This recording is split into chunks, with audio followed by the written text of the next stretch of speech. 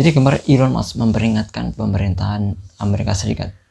Jadi kalau hutang di Amerika Serikat itu terus berlanjut seperti ini, itu bisa ambruk ekonomi Amerika Serikat. Jadi hutangnya dan pembayaran hutangnya atau cicilan hutangnya itu lebih besar dari anggaran pertahanan Amerika Serikat.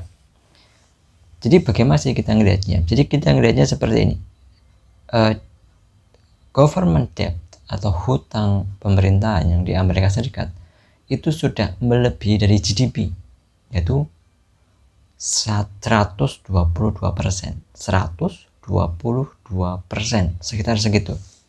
Jadi GDP itu di bawah dari nilai GDP ya, GDP per tahun itu di bawah dari hutang negara Amerika Serikat, di Amerika Serikat ya. Jadi masalah sekarang adalah bagaimana dengan Indonesia? Indonesia sekarang sebenarnya kalau kita bandingkan dengan Amerika Serikat sih ya masih kecil kan. Cuman 39% dari GDP gitu. Jadi masih banyak spare untuk berhutang kalau kita membandingkan dengan Amerika Serikat. Gitu ya. Jadi posisi di Indonesia jauh lebih baik lah gitu ya, dari Amerika Serikat kalau kita melihat dari GDP. Kalau kita bandingkan ya dari Indonesia dengan tingkat hutang dari negara Jepang misalkan, yaitu 256%, lebih dari 2 kali lipat dari GDP.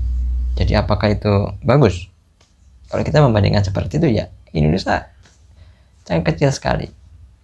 Atau kalau kita membandingkan dengan Rusia, maka Indonesia sebenarnya ya lebih buruk dari Rusia. Jadi sebenarnya kita bisa melihat apakah itu dari kita bisa saja sih ngelihat membandingkan dari orang lain atau negara lain. Tapi coba kita lihat bagaimana implikasinya apakah Indonesia akan selamanya naik hutangnya, atau kita lihat bagaimana masyarakatnya pada saat GDP-nya naik, apakah hutang juga semakin tinggi atau pajak semakin tinggi dan lain sebagainya. Oke, jangan lupa like, comment, dan subscribe.